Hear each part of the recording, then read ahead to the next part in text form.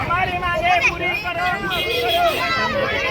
पूरी करो, रस्ता रुंदीकरण झालाच पाहिजे, झालाच पाहिजे, झालाच पाहिजे, झालाच पाहिजे.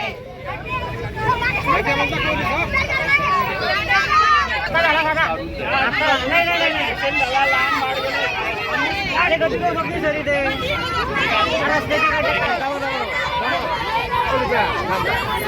जेसीबी आणि मटेरियल यायला टाइम लागेल की नाही स्पीड ब्रेकर पाहिजे ना. भरपूर वाले दिले गेले दादा.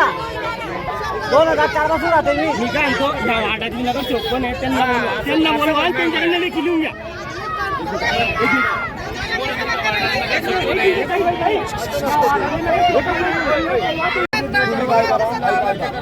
तुम्ही काय करा साहेबांना फोन करा. साहेबांना फोन करा. साहेब लेखी लिहून देतील तेव्हा येतील. आश्वासन पाहिजे. आश्वासन आश्वासनपेक्षा लेखी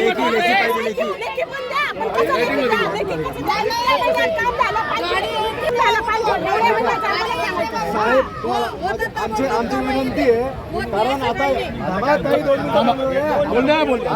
आमची प्रशासनाला विनंती आहे दररोज जर अशा पद्धतीने जर लोकांचे निष्पाप लोकांचे बळी जात असतील याला कारणीभूत या रोडाचा कॉन्ट्रॅक्टर आणि त्याच्याकडनं पैसे घेणारे अधिकारी आहे त्यांच्यावरती आमचं कालपासून काय का साहेब आमचं मुळात म्हणणं काय आहे की साहेब असे लोकांचे बळी किती दिवस घेणार तुम्ही अजून रोजचे 10-20 लोक जाऊन राहिले कोणाचा तरुण मुलगा कोणाची मुलगी कोणाची आई कोणाची बहीण अंमलबजावणी करताय याच्यावर अंमलबजावणी मी फोन लावतो साहेबांना घेऊन फोन करतो. काय काम आहे कॉन्ट्रॅक्टरचं लावलाय साहेबांना कलेक्टर साहेबांना झोपलेलं आहे का प्रशासन इतक्या दिवसापासून झोपलेलं आहे का साधं गावात जाणं असलं तर हायवेवर जीव बाबरसून उभं राहायला जो तो द्यायची मुलं हे करताय ऐकणार नाही एकही गाडी इथून जाणार नाही साहेब साहेब एकही गाडी जाणार नाही. आमची विनंती आहे रोज अशा प्रकारे साहेब आमची तुम्हाला विनंती आहे तुम्ही पण एक माणूस आहे साहेब साहेब तुम्ही पण एक माणूस आहे आमची विनंती साहेब दर दिवशी होत आहे ना दर दिवशी कोणाला दवाखान्याची अडचण कोणाला काय असेल तर ते समजली पाहिजे आपण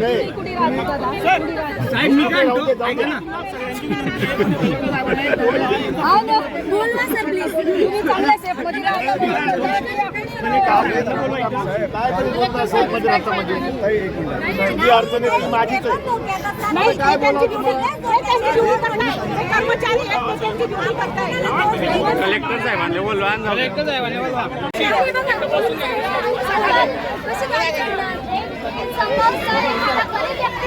हमारी मांगे पूरी करो. एक मिनिट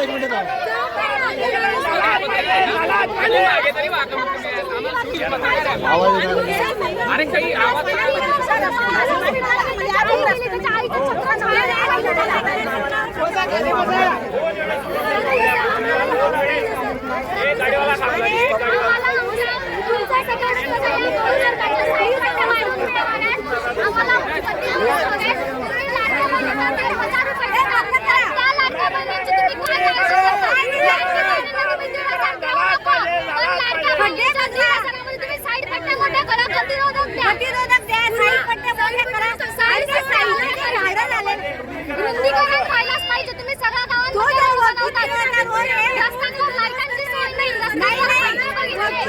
एक जण समांतर रस्ता रस्त्याची ना तुझी नव्याने रस्ते राजीनामा द्या राजीनामा द्या समांतर रस्ते नव्या रस्त्याने बांधणी, नव्याने रस्त्याची बांधणी, रस्त्यावर गतिरोधक रस्ता नाही मस्त, रस्ता नाही मस्त. एक मिनिट, या ठिकाणी रास्ता रोको करण्यात आलेला आहे, काय सांगाल? आपण बघत असाल तर या ठिकाणी गेल्या 4 महिन्यामध्ये या ठिकाणी आत्ताचा आजचे जे घटना झाली हे धरून जवळपास निरपराध निष्पाप 8 लोकांचे जीव या महामार्गावरती गेलेले आहे. याला कारणीभूत तो या ठिकाणचा कंत्राटदार व त्या कंत्राटदाराला पाठीशी घालणारे शासनकर्ते आहेत. आमची मुळात मागणी ही आहे की अजून किती बळी घेण्याची वाट या ठिकाणी कंत्राटदार व त्याला पाठीशी घालणारं प्रशासन असतील, अधिकारी असतील, मंत्री असतील, आमदार असतील हे बघत आहे. गेल्या 4 महिन्यामध्ये ज्या 8 निष्पाप लोकांचे बळी या रस्त्यावरती गेलेले आहे त्यांच्या घरच्या कुटुंबियांचं काय, ते घरातले कर्ते पुरुष होते त्यांच्या कुटुंबाचं काय. आज जर या ठिकाणी या रस्त्यावरची खड्ड्यांची किंवा या समांतर रस्त्यांची दखल घेतली गेली नाही तर निश्चितच आम्ही आज या ठिकाणचा जो रस्ता रोको आहे हा आम्ही या ठिकाणी अविरतपणे सुरू ठेवू व आम्ही या ठिकाणी एकही वाहन या ठिकाणी जाऊ देणार नाही. एकंदरीत काल सर्व राजकीय पक्षांनी आंदोलन केलं, मात्र आज जे स्थानिक रहिवासी आहेत ज्या या रस्त्याने रहदारी करतात प्रामुख्याने ते लोक या ठिकाणी आहेत. नेमकं आता मागणी काय असेल किंवा तुम्ही या कुठपर्यंत हा रस्ता रोको आमची करणार? सर्व नागरिकांची एकच मागणी आहे की या ठिकाणी समांतर रस्ता झाला पाहिजे. या रस्त्याने दररोज हजारो लोकांची वाहतूक आहे, ये जा आहे. इथे शाळकरी मुलं असतील, विद्यार्थी असतील, महिला असतील, तरुणी असतील या रोडाने ये जा करत आहेत आणि त्यांचा कुठलाही दोष नसताना या ठिकाणी त्यांचा या रस्त्याच्या खड्ड्यांमुळे व खड्ड्यात असलेल्या रस्त्यांमुळे त्यांना नाहक आपला जीव गमवावा लागत आहे. आमची सर्व नागरिकांची एकच मागणी आहे की लवकरात लवकर या रस्त्याचं बांधकाम व या रस्त्याची डागडुजी होऊन या रस्त्याचे खड्डे हे बुजवले गेले पाहिजे. वरून येणारे वाहन 4 रस्त्याने येतात तिकडनं. या ठिकाणी तुम्ही स्थानिक रहिवासी आहात, तुम्ही या ठिकाणी आंदोलन करतायत, रास्ता रोको केलेला आहे, तुमची भूमिका काय आणि या ठिकाणी आता अपघात झालाय त्याची माहिती काय? तर हा आजचा अपघात सगळे जमले म्हणून तुम्हाला दिसतोय, पण हे नेहमी सुरू आहे, वारंवार सुरू आहे. एखादा अपघात आपण समजू शकतो की होतं बा असं, पण आता रोज नेहमी होणार. जीव स्वस्त नाहीये ना सर. आज आम्हाला साधं क्रॉसिंग करायचं झालं तर क्रॉसिंग करता येत नाही, कितीतरी वेळ थांबावं लागतं, भरधाव ट्रक जातात. इथं जर साधे बेसिक गरजा आहे सर, गतिरोधक झालं तर गाड्यांचा स्पीड कमी होईल, आम्हालाही क्रॉसिंग करताना सोपं जाईल. तर रस्ता नाही, एवढा छोटासा रस्ता, तिथे 4 वे आणि लगेच छोटासा रस्ता, तिथे वस्ती वाढते, येणाऱ्या जाणाऱ्यांच्या लोकांची वर्दी वाढते. अशा वेळेस सरकारने हा थोडा तरी विचार करा. भुयारी मार्ग करायला पाहिजे, इथे पण तुम्ही हे करायला पाहिजे, मोठा रस्ता केला पाहिजे. सर लाईट सुद्धा नाहीये इथे, अंधारात कसं जायचं?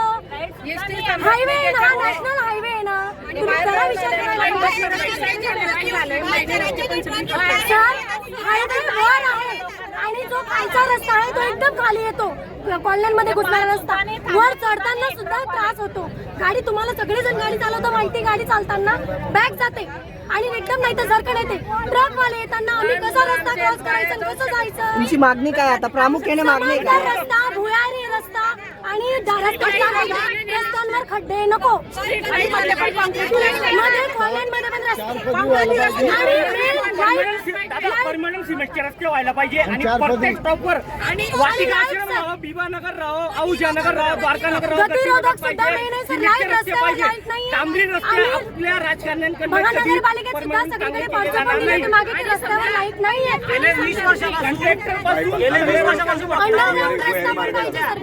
आणि समजा आज तुम्ही मागणी मान्य करून घेतली आणि परत जायचे करायला तर आम्ही रोजच्या रोज सगळ्या बाया परत नकोय आम्हाला. आम्ही तोच प्रकार रस्ते बिलकुल नको आपल्या नाही. 4 पदरी व्हायला पाहिजे, 4 पदरी लाईट पाहिजे, डिवायडर पाहिजे. सांगून देतात आम्ही करणार आहे, जनतेला खुश करून देतात, चालले जातात.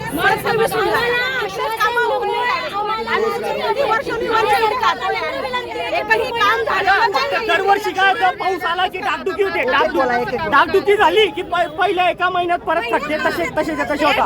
आता मागे इतके ऍक्सिडेंट झाले, तेवढ्या पुरतं फक्त डागडुरी करत होतं. परत तसं 15 दिवसात परत मंत्री येतात, किंवा कोणी येतात, तेव्हा तुम्ही रात्रंरात्र कामं करतात. गल्यांचे, मुळांचे, तिकडचे रस्ते. मग तुम्ही ह्या रस्त्यांचे कामं का करत नाही? याचं कारण काय? आमच्या घराच्या रस्त्याची जी डागडुजी आहे, कामं जे पण करते, पुरुषांकडे आहे, अक्षरशः लोकांचे घरं उघडं पडलेले आहेत. पेक्षा देखील बिकट आहे. या रस्त्याच्या कामामध्ये मोठा भ्रष्टाचार झाला असल्या कारणाने या रस्त्याचं निकृष्ट दर्जाचं काम झालेलं आहे. या रस्त्याची हायवे नंबर 6 बनवण्याची आज आम्हाला या ठिकाणी लाज वाटते, कारण गल्ली खेड्यातले रस्ते देखील या हायवे नंबर 6 पेक्षा चांगले. या ठिकाणच्या रस्त्यांची दुरुस्ती किंवा जर नॅशनल हायवे म्हणजे राष्ट्रीय महामार्ग कशा पद्धतीचे असतात, आपल्या इथल्या राजकारण्यांनी जाऊन इतर राज्यांमध्ये बघावे, इतर जिल्ह्यांमध्ये बघावे, त्या ठिकाणचे राष्ट्रीय महामार्ग कशा पद्धतीचे आहे आणि आपल्या जळगाव जिल्ह्यातून जाणारा हा राष्ट्रीय महामार्ग कशा पद्धतीचा आहे, याच्यावरून पायी चालणं देखील कठीण आहे. अशा परिस्थितीमध्ये येथून रोज हजारो टनाचे रोज अवजड वाहतूक या रस्त्याने होत आहे. आमची एकच मागणी आहे की लवकरात लवकर या ठिकाणी भुयारी मार्गावरून समांतर रस्ते व्हावे व राष्ट्रीय महामार्गाच्या क्वालिटीचा या रस्त्याचं काम व्हावं. आणि बायपास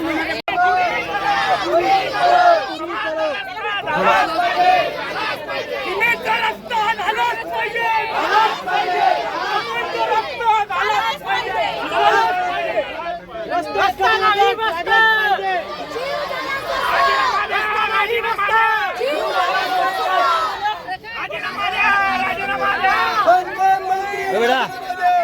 हमारी मांगे पूरी करो. खाली करो. राजीनामा द्या, राजीनामा द्या. मंत्री राजीनामा द्या. राजीनामा द्या. आमचा मंत्री राजीनामा द्या, राजीनामा द्या.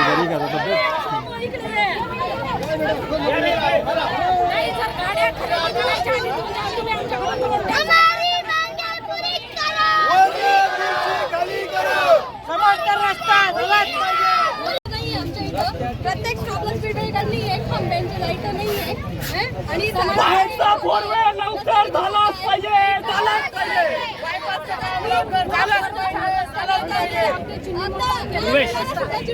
म्हणजे आम्ही दर महिन्याला 5 ते 6 ऍक्सिडेंट महिन्याला आणि रोजचे ऍक्सिडेंट आणि ज्याचा जीव जातो नाही आपल्याला लढावं लागेल याच्यासाठी आपल्याला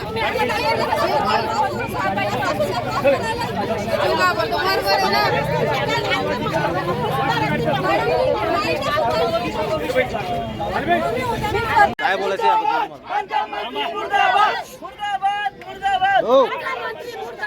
कोटेनगर पासून तर कालिंका मातेपर्यंत हा एक मिनिट ताईंना बोलू दे. बांबोरी पासून तर कालिंका मातेपर्यंत हा इथे समांतर रस्ते यासाठी सुद्धा एक वेळेला आंदोलन झालं होतं, तेव्हा ते समांतर रस्ते मंजूर झाले होते. त्याचप्रमाणे बायपास सुद्धा या ठिकाणी मंजूर झालेला होता, पण यातली कुठलीही गोष्ट या ठिकाणी झालेली नाही. दिवसेंदिवस या ठिकाणी ऍक्सिडेंटचे प्रमाण वाढत आहे. येथील नागरिक जे आहेत आजूबाजूचे, त्यांनी या ठिकाणी कसं राहायचं? जर शक्य नसेल तर त्यांना घरं बदलून तिथे शहरामध्ये घरं द्या. त्यांचे लहान लहान मुलं शाळेमध्ये जातात आणि याच रस्त्यावरून मंत्री महोदय गिरीश महाजन हे ये जा करतात, परंतु त्यांना हे रस्ते दिसत नाही का? इथे इतके खड्डे पडलेले आहेत. त्याचप्रमाणे इतकी रहदारी या ठिकाणी आकाशवाणी असेल, इच्छा देवी असेल, इथे सर्कल करून ठेवलेलं आहे. या ठिकाणी सुद्धा लोक अगदी जीव मुठीत घेऊन चालत असतात. जर या ठिकाणी समांतर रस्ते झाले नाही तर या ठिकाणी मोठं आंदोलन होईल. कारण आता या ठिकाणी ताई आणि ही विनंती करा की ते आकाशवाणीचे सर्कल, अजिंठा चौफुलीचे सर्कल तोडण्यात यावे. जोपर्यंत ते अधिकारी येतील किंवा श्वासोच्छ्वास या ठिकाणी जोपर्यंत संबंधित अधिकारी येत नाही, राष्ट्रीय महामार्गाचे अधिकारी येत नाही, तोपर्यंत हे आंदोलन इथून उठणार नाही.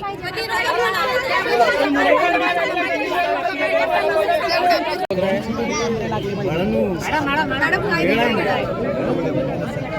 नाही नाही पण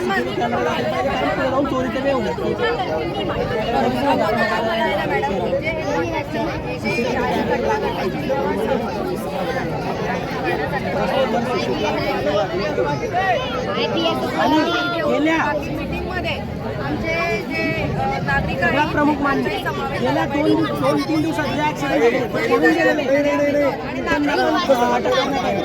जे लोक मेले त्यांचं काय? जे लोक मृत पावले